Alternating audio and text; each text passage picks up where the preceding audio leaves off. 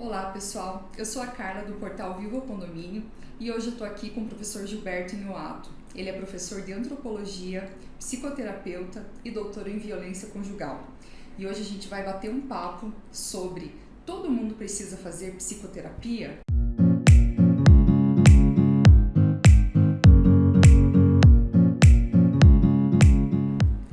Olha, professor Gilberto, antigamente falavam que quando eu falava que ia fazer terapia, alguma coisa assim, já falavam, isso é coisa de louco, mas isso é coisa de louco, não, jamais. E ainda continua assim? E olha, primeiro que assim, não é tão antigamente isso, né? Muito recentemente, a profissão do psicanalista, do psicólogo, elas chegam até a sociedade pelo caminho das novelas da TV.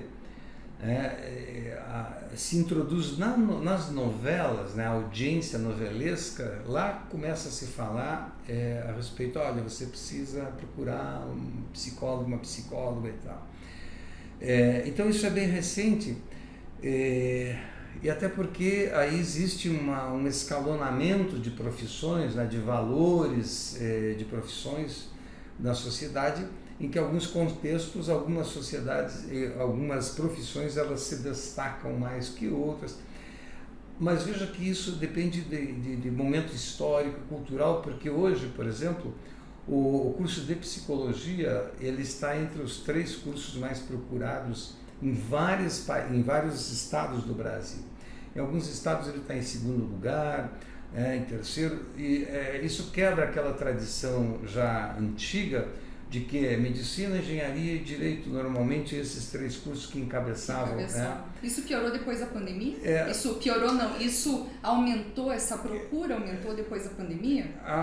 Ela vem, a cada ano vem aumentando mais, e depois da pandemia isso assim, se potencializou muito, sobretudo a busca de atendimento psicológico. Mas o curso de psicologia, ele vem cada vez mais ganhando espaço num mundo completamente doentio, né? Esse é um lado da história que a sociedade está muito doente. E o outro lado da história, por que a psicologia e fazer terapia tem se tornado cada vez mais uma procura sem nenhuma resistência, é porque também as pessoas se sentem mais enfraquecidas perante as exigências, perante os problemas, os novos sintomas, os novos sentimentos que aparecem, né? Por exemplo, a toxicomania é algo que se proliferou aqui em termos de Brasil de uma forma que é isso? Que é a busca do prazer. Né, do prazer a qualquer custo. Né? O psicanalista, o Charles Melman, tem uma obra muito interessante que fala isso, gozar a qualquer preço, que é uma sociedade profundamente consumista, hedonista, competitiva em termos de trabalho, racionalista, mas emocionalmente é uma sociedade frágil, uma sociedade dependente do prazer a qualquer custo. Então a toxicomania, ela se tornou um dos grandes problemas. Bom, o Brasil é o 2º que mais consome cocaína no planeta. Veja, o Brasil é o 2º país que mais consome antidepressivos da América Latina. Então são dados, né, estarrecedores. É o país que mais mata gente no mundo. Homicídio é o 5º que mais mata mulheres, e aí vai. No trânsito, o 3º que mais mata gente. Então, falando em termos de Brasil, né, a sociedade brasileira, isso não é de agora, Carla, isso é um processo, né, para que não cometamos injustiça, dizer que isso é uma situação contemporânea. Isso se apresenta cada vez mais na contemporaneidade, mas ele é um resultado de um processo longo, histórico. Um outro aspecto, Carla, que também faz com que as pessoas hoje digam e procurem a psicoterapia, é isso que eu acabo de dizer, que elas estão fragilizadas emocionalmente. Muitas pessoas têm um sucesso profissional, no trabalho elas são super competitivas, ansiogênicas, é uma sociedade ansiógena, todo mundo ansioso. Produz muito, produzir, né? As exigências do ideal de profissional.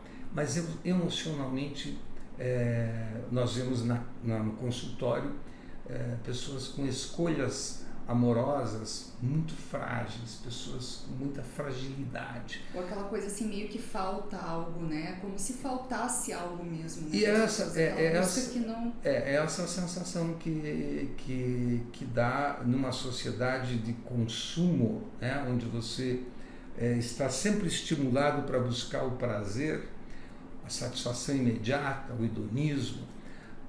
Sempre vai faltar algo, porque você satisfaz o corpo físico, mas a satisfação do corpo mental, do psiquismo, do desejo, nem sempre se realiza. Então a pessoa pode ter um sucesso profissional muito grande, mas um desastre amoroso no campo do seu desejo, né, que nunca se realiza. Você vê hoje um dos grandes problemas das relações, né? Nós vemos o amor, o poliamor, que não é amor, ou então o amor, a relação aberta, que não é relação. Relação é algo que existe, existe na presença do outro apenas. Relação esta caneta só existe na presença deste papel. Agora, se você diz uma relação aberta, não é relação, é individualização das pessoas, que é o mundo que nós vivemos, um mundo profundamente individualizado. A psicoterapia seria para todas as pessoas? Bom, essa é uma questão polêmica, né? Porque todo mundo diz assim, né? Especialmente hoje. Todo mundo precisa... Eu faço o caminho contrário disso, né? Veja só, primeiro eu trabalho pela arte de me tornar desnecessário. Eu digo sempre aos meus alunos, às pessoas que eu atendo, quanto menos precisar de mim, melhor para você. Porque mais efetivo está sendo o trabalho? E porque, às vezes, depende do trabalho do profissional, mas muitas vezes depende muito da parte desta pessoa que me procura, dela fazer a parte dela. Porque nós temos um grande problema hoje nessa sociedade consumista, hedonista, que o outro sempre está à satisfação do eu, né? E nós temos um aval, por exemplo, no campo jurídico. Hoje, qualquer queixa, o sujeito entra com uma ação judicial. E há um respaldo jurídico disso. Qualquer constrangimento, o sujeito busca um remédio. Danos morais, as ações, né? O direito do conforto. Então, a sociedade, ela, de um lado, ela é violenta demais, exigente, mas de outro, ela desresponsabiliza o sujeito, ela faz exigências desnecessárias e não exige o que é necessário. Quando uma pessoa procura a terapia ou a análise, um dos grandes problemas é que ela chega e diz, estou aqui, estou pagando esta sessão, resolva isto para mim. Eu quero as respostas, é meio que como se fosse assim. Isso, o que eu faço com essa ansiedade, Gilberto? É assim, então isso é resultado de uma sociedade onde o sujeito, onde ele vai, ele tem um lugar para reivindicar algo que o satisfaça.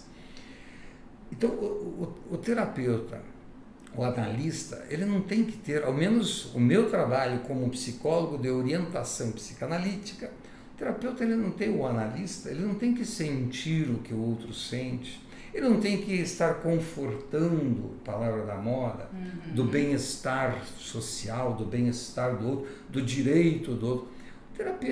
Terapia não necessariamente é para confortar.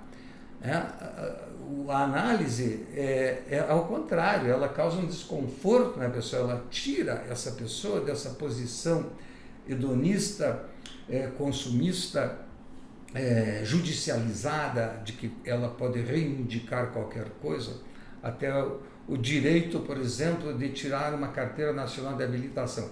Tirar a carteira nacional de habilitação não é uma questão de direito, é uma questão de técnica, é uma questão de competição e de habilidade. Mas o mundo contemporâneo, né, numa outra dimensão, diferente da primeira que eu falei, da violência, etc., esse mundo contemporâneo, esse é um dos motivos que as pessoas cada vez mais também estão procurando análise e terapia, Porque muitas pessoas, inclusive, terceirizam para o terapeuta, para o analista, aquilo que é obrigação de um pai, por exemplo, fazer com relação ao filho. Então, às vezes chega aqui um pai e um homem casado, né, e eu estou atendendo a ele, e daí um dia ele diz, você não quer atender minha filha, ou às vezes não quer atender minha mulher? Eu digo... Resolve essa bucha para mim, Gilberto. Eu digo, talvez você queira que eu atenda a tua mulher para dizer a ela aquilo que você deveria dizer. Vamos fazer o seguinte, eu vou te ajudar a você falar com a tua mulher, né? Então, assim, eu trabalho com a arte de me tornar desnecessário na contramão dessa demanda de que o psicólogo tem que levar conforto à pessoa. Carla, domingo passado eu li uma matéria num jornal de alta circulação do Brasil, de 2 páginas completas, né? Fazer psicoterapia. E ali a primeira coluna do jornal já mencionava isso. O psicólogo tem que levar, não é tem que levar, né? Mas leva o bem-estar afetivo, a comodidade afetiva. Não é isso. Nós estamos indo na contramão da ideia.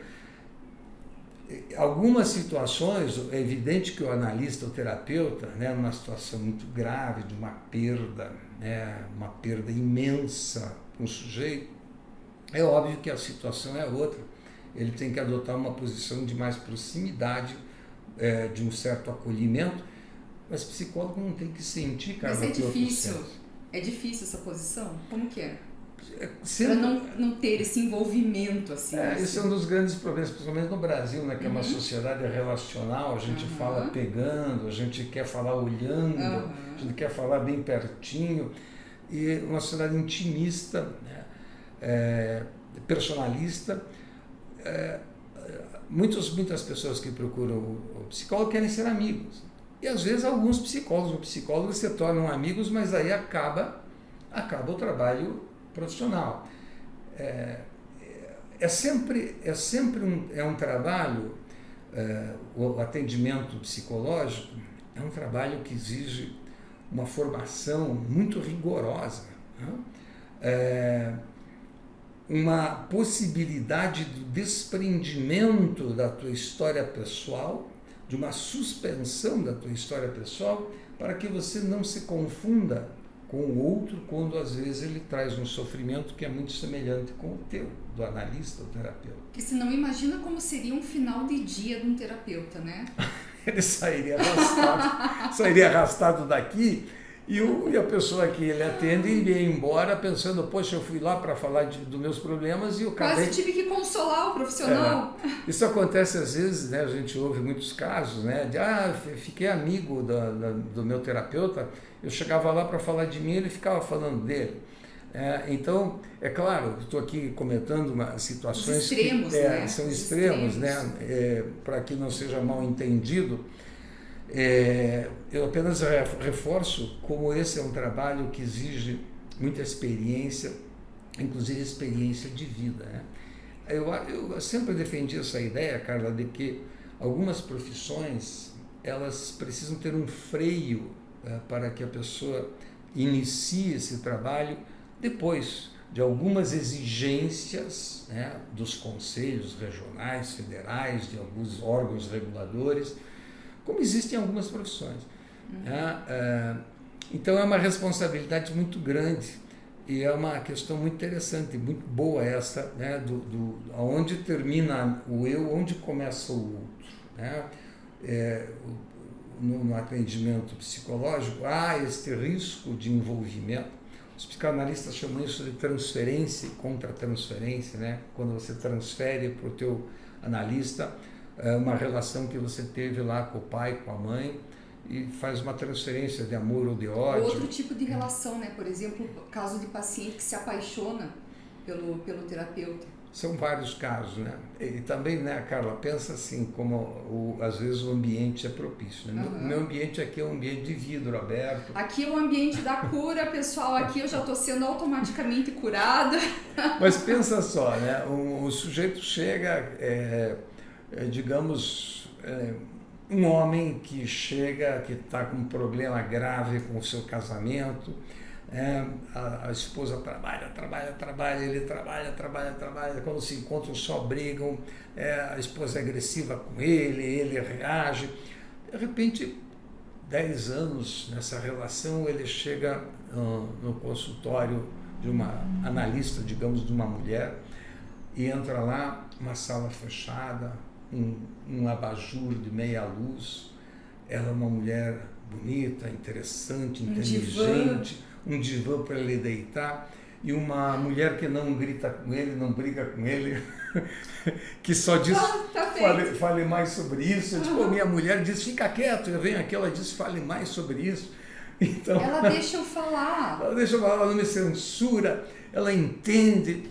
Bom, é um campo suscetível, né? E isto é necessário, em termos da análise, que isto saia, que apareça, e que ele tente fazer uma relação passional, apenas tente, e cabe ao profissional poder ajudá-lo a entender que este sentimento não deve ser dirigido para o analista e para o terapeuta. E quando não tem jeito, daí troca profissional?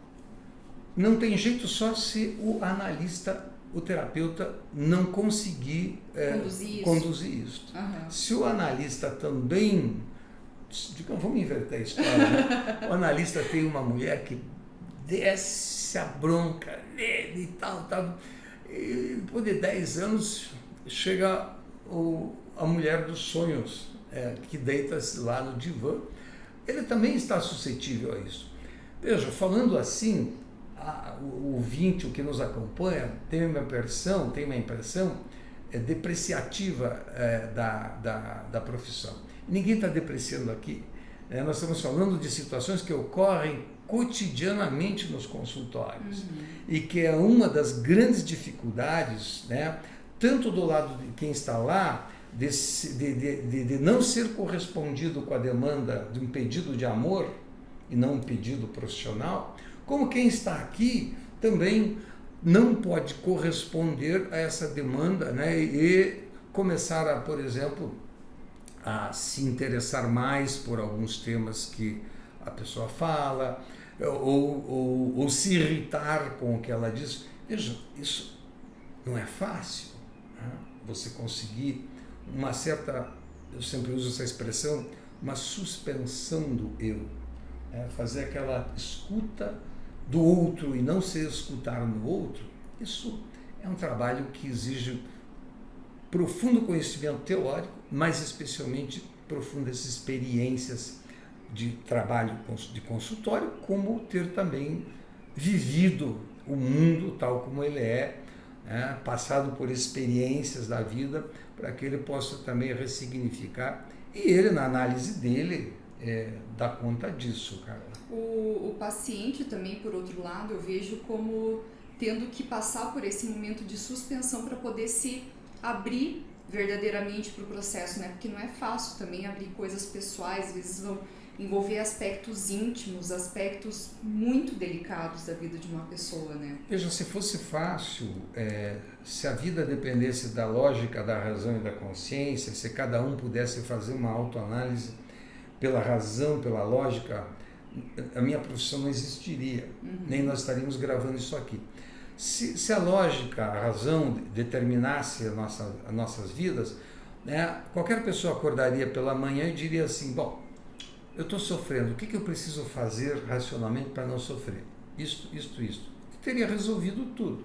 E aí as pessoas fariam dieta, fariam tudo, porque no geral a gente sabe o que precisa ser feito na maioria das vezes, né? Mas fazer que é o difícil, né? Pois é, mas nem fazer é o difícil, e nem sempre é o que a gente faz e que satisfaz a consciência, a lógica e a razão, nem sempre satisfaz alguns desejos mais íntimos, que a psicanálise chama de inconsciente, o conteúdo reprimido. Então lá embaixo, nas camadas mais... Estou numa camada onde a consciência naquele momento não consegue alcançar. Por isso que é preciso, num trabalho de análise, né? Eu sou um psicoterapeuta de orientação psicanalítica, não sou psicanalista, mas trabalho com algumas técnicas da psicanálise, com a teoria da antropologia também. É preciso fazer com que a pessoa que busca ajuda, que ela fale. A regra é esta: fale, porque na medida que ela vai falando, alguns conteúdos vão fazendo conexões, né? Vão fazendo associações livres. E aquele material que às vezes estava lá, digamos, calcado, né? A palavra recalcado, calcado, vem do calcanhar, do osso calcâneo, do calcanhar, que calca e que mantém lá, assim, pisado, em cima, guardado. Quando você começa a falar, parte desse material, nem todo, parte, pode aparecer a consciência, mesmo que desconexo. Cabe aí o analista, então, ajudar a essa montagem de linguagens para interpretar, decodificar a fonte do sofrimento e conduzir esse sofrimento para um outro lugar. Para o paciente, posso chamar assim? A pessoa que está sendo analisada? Pois é, o paciente... Pois é, esse é um grande problema, na falta de terminologias. Os psicanalistas, a psicanálise tenta evitar a palavra paciente, algumas linhas da psicologia chamam de cliente, mas o termo paciente em psicologia não significa doença. Paciente significa aquele sujeito que vem procurar uma ajuda para um sofrimento emocional, não é uma doença. Mas na falta de uma terminologia mais condizente com o atendimento clínico, se utiliza a palavra paciente. Veja que a própria palavra psicoterapia, eu não me sinto muito bem com esse termo, porque eu não faço psicoterapia. Terapia quer dizer cura na sua origem. Né? Nem sempre as palavras são entendidas na sua etimologia, na sua origem. Então, quando a gente fala em terapia, não se está entendendo que é uma cura, porque quem procura um psicólogo, né, não está doente, ele tem um sofrimento. Doença é algo que tem uma causa orgânica, um agente patológico, bioquímico, traumático, inflamatório, seja como for, um agente externo que produz um sintoma e um sinal, sintomas e sinais, que produzem dor, ou outros sintomas. A dor psíquica, ela não tem uma causa orgânica. Alguns casos, a dor psíquica, como ansiedade e depressão, ela sim tem causas orgânicas, mas a grande maioria, se você pegar o DSM-5, que é um manual estatístico de diagnóstico, você vai ver ali que poucos casos de transtornos têm uma causa orgânica. Né? A grande maioria disso tem causas psíquicas, né? São psicogenéticas. As fobias, por exemplo, o que tem de orgânico, né, numa fobia? É muito complexo, porque, por exemplo, na história das mulheres e das baratas, nunca se ouviu na história desse embate que as baratas tivessem vencido a guerra contra as mulheres. Mas grande parte das mulheres tem terror de baratas. Sim. Então, o psiquismo não é algo que tenha que se tratar como uma doença, né, porque não é doença. Mas quem faz a... Não é tratamento daí, não é tratamento, mas... Essa que é a minha dúvida, se quem faz a psicoterapia faz um tratamento psicológico. Pois é, eu sempre digo, eu vou ao contrário dessa terminologia. As pessoas dizem, pois é, doutor, eu vim aqui fazer um tratamento. Tipo, não, você não veio se tratar. Primeiro, eu não sou médico, você não é doente. Você está sofrendo. Nós precisamos entender, eu preciso te ajudar a entender por que você sofre. Para isso você precisa falar. Por que falar? Porque é o campo da linguagem que esconde ou diz o que nós somos. Né? E é o campo da linguagem, um dos campos dos quais nós nos relacionamos com o mundo, se não o mais importante. Então as coisas que nos são ditas ou ocultadas, são elas que produzem esse sofrimento. Desde a infância, pessoas quando chegam ao consultório começam a falar de lembranças que elas têm. Poxa, minha mãe me disse isso uma vez. Engole esse choro. Isso aí. Então, a linguagem, né, ela que é também o instrumento que, entre aspas, cura. E é a mesma dimensão que produz a dor. E por que ela cura? Ela traz para a consciência Então, coisas que não... Como que é esse ciclo aí dessa... Veja, as pessoas que procuram a terapia ou a análise, elas têm um grau, até uma certa dimensão, elas têm um conhecimento, uma razão de por que sofrem. Mas em alguns momentos há esses pontos vazios, esses nós afetivos, em que não há uma compreensão ali. O sujeito sofre e não sabe por que sofre. A angústia, por exemplo. A ansiedade é diferente. A ansiedade você diz, poxa, eu vou fazer uma prova, eu estou ansioso porque eu vou fazer a prova. Mas a angústia não. A angústia é algo que, antes da era cristã, os filósofos gregos já comentavam sobre a angústia humana. O que é a angústia? A angústia só se manifesta assim, eu preciso fazer alguma coisa, eu não sei o que é. Ou eu não dá mais para eu continuar assim, mas eu não sei bem o que é. Este não sei bem o que é a falta desta linguagem que pode dizer. Se o sujeito soubesse, seria um meio caminho andado. Às vezes saber também não resolve. Mas o analista, o terapeuta, dentro da linha da psicologia, de orientação psicanalítica, evidentemente, a regra é, fale que eu vou te ajudar apenas a ouvir o que você diz. Então ele fala do lado de lá, vem até do lado de cá, eu devolvo para ele, vejo que eco, que reverberação faz, que sentido faz aquilo, qual é o efeito terapêutico disso. Normalmente você vai devolver com uma pergunta? Às vezes com uma pergunta, às vezes com uma dúvida interpretativa que aponta para uma possibilidade. Né? Essa noite eu tive um sonho e eu não conseguia ver bem o rosto de quem era. Né? Não se interpreta sonhos diretamente, ao menos para o Jacques Lacan, para o Freud sim, mas se interpreta relatos de sonhos. Novamente a linguagem. Fale sobre o teu sonho.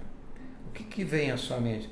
De repente ele fala algo. E o analista não tem bola de cristal, ele tem que ir no eco dessa linguagem, do que é dito, do que é escondido. Ele pode sugerir um nome de alguém que faz parte do campo de sofrimento dessa pessoa para ver se isto reverbera, se produz sentido. Observa a reação dele. A pessoa diz, poxa, eu não tinha pensado nisso. Então, o falar, ele vai dando novos significados. Carla, por que as crianças pedem para contar a história 10, 20, 30, 40 vezes a mesma história, ou ver 50 vezes o mesmo filme? Porque cada vez que ela vê e escuta, ela vai entendendo um outro pedaço da história que faltava. Nunca, a vida é inacabada, nunca está fechado e completo. As nossas a gente nunca se conhece por completo, né? Não, e cá entre nós às vezes nem é bom. Nem é bom. Muitos... Eu ia perguntar até se uma hora termina, digamos assim, quando que acaba a análise? Quando que o processo está concluído? Nós somos obras inacabadas, eu acho que conforme o ambiente, conforme as circunstâncias da vida, tudo muda, né? A vida é inacabada, há sempre uma lacuna aberta e não há como fechá-la. Mas uma análise tem que ser conduzida no sentido de, primeiro, entender ajudar essa pessoa a entender pela palavra dela, não pelo meu saber. Meu saber é o conjunto do que ela me fala com o que eu estudo e pela minha prática. Mas juntos nós vamos decodificando. Primeiro, por que ela sofre? Né? Ela começa a entender aquelas lacunas, eu não sei bem por que eu sinto isso, ou então, eu sei que que eu não deveria fazer, mas por que eu faço? Quando ela consegue entender isso, Carla, já se produz um grande alívio no sofrimento. E dali para frente, a ideia é apenas você aliviar o sofrimento. Como? Não é passar uma borracha. Primeiro, ela entendendo por que sofre. Quando ela entende por que sofre, ela passa a ressignificar essa história. Então, poxa, eu fazia isso. Ela começa a compreender por que ela fazia aquilo. Aquilo dá a ela a possibilidade dela fazer o que faltava fazer. Carla, mudança não é deixar de ser o que você é. isso é uma outra discussão. A mudança, as pessoas dizem, eu fiz análise e mudei, eu não sou mais o mesmo. Não. Ou o entorno observa, né? Às vezes as pessoas que estão indo, nossa, ela mudou tanto. Na realidade, se você observar com mais profundidade, essa pessoa não deixou de ser o que é, ela não deixa de fazer o que ela fazia. Ela passa a fazer com outras pessoas, ela muda de escolhas. Ela diz, eu sofria com esta pessoa e com aquela, com amigo, com vizinho, seja lá com quem for. Ou como ela escolhe outras pessoas e deixa de sofrer, porque aquela pessoa recolocava o seu sofrimento, potencializando ainda. Mas no caso de situações em que não há como mudar de pessoa, o que é a mudança? Você vai continuar sendo o que é. Mudança não é deixar de ser o que você é fazer o que faltava ser feito. É fazer o que faltava fazer. Você vai continuar, eu sempre digo, olha, você nunca vai deixar de ser essa pessoa solícita, digamos que a pessoa sofra porque ela diz, nossa, eu sempre faço tudo para o meu marido e ele nunca me reconhece, esse é uma das queixas, ele não me reconhece. A mudança é quando você passar a não esperar tanto dele e você passe a fazer algo que faltava fazer. Segura essa pessoa. Você vai continuar sendo solícita na sua vida, a essência vai... Você permanece isso, mas você passa a fazer algo a mais do que não fazia. Isso já muda de posição na relação com as pessoas. Você sai dessa posição de sofrimento. Você vai continuar sendo solícito, mas diz para essa pessoa, eu não posso mais ser solícito, porque ela não sabe trocar. Digamos assim, apenas um exemplo. Né? Então, mudança, porque assim, nós estamos falando de pessoas que já viveram um bom tempo, nós estamos falando de uma criança em 5, 6 anos no desenvolvimento infantil, onde ela vai ainda ingressando no mundo, né? Mas de adultos, a mudança é fazer o que faltava fazer. Que é o grande pedido da angústia. A angústia é, nossa, eu não sei, eu preciso fazer alguma coisa. A pessoa se encontra num impasse ali, em movimento de... Isso, a análise ajuda a pessoa a entender o que falta ela fazer. Isso quando ela pode fazer, né, Carla? Porque nós... sabemos a realidade, né? Nós não sabemos até onde nós podemos, algumas pessoas, né, o analista também tem que calcular isso, o psicólogo de orientação psicanalística, ele tem que calcular isso, até onde essa pessoa aguenta, né? O sujeito chega aqui e diz, olha, eu quero me separar, minha mulher não está difícil, meu namorado, seja quem for. E você aguenta a separação? Aguenta a consequência das tuas escolhas? Nós vivemos num mundo de extrema desresponsabilização das pessoas. Eu já tinha ouvido até que essa desresponsabilização, a ignorância, é um ótimo favorecimento para isso, né? Porque aí você não sabe, você não se responsabiliza. Só que aí você teve uma outra frase matadora, você lembra dela, Gilberto? Uma aluna minha, depois de 17 anos, ela manda uma mensagem e diz assim, professor Gilberto, eu estava numa aula sua e você me disse a seguinte frase e tal. E eu estava comentando, ele disse assim, você é responsável por aquilo que você não quer saber. Então, não falar de algo é pressupor que esse algo não exista. E nas relações de amor, né, nós às vezes subestimamos grandes defeitos e superestimamos pequenas qualidades, que é uma forma de não querer saber dos grandes problemas, nós os transformamos em pequenos problemas. Então, eu disse, olha, você é responsável por aquilo que você não quer saber. Tudo bem, se eu não quero saber e aguento isso, olha, às vezes uma pessoa diz, nem me fale, tá? Porque eu não sei o que eu vou saber, não vou saber fazer com isso. Então, tudo bem. Mas se eu não quero saber e culpo o outro daquilo que eu nego, né? Por isso que o trabalho de uma de uma análise ou uma psicoterapia de abordagem psicanalítica, ele não é para trazer conforto para a pessoa, Carla. Muito não pelo é para contrário, para trazer pelo bem-estar. contrário. Isso é uma lógica hedonista, Muito uma lógica. pelo contrário. É para você muito. dizer, bom, o fato de você não querer saber não te isenta Exato. da cumplicidade que você tem dessa relação. Era nesse ponto que eu queria chegar. Então, no campo das mulheres, principalmente mulheres, porque elas estão mais suscetíveis à paixão, né? Uma categoria específica de mulheres, e que não são poucas, que são tomadas pelo amor-paixão, né? Cega-se, às vezes, aquilo que elas não querem saber, que depois de alguns anos de convivência, às vezes acaba acusando a pessoa, você não era assim. Era assim, era bem assim, só que eu não queria saber. Não queria enxergar. Ou não podia, né? Uhum. Mas... Eu vi uma frase, estava lembrando de uma frase daquele filme do Fred Mercury, né? Pra gente se encaminhar aí pro encerramento. Que ser humano é uma condição que requer anestesia. Ninguém vive com a realidade, né?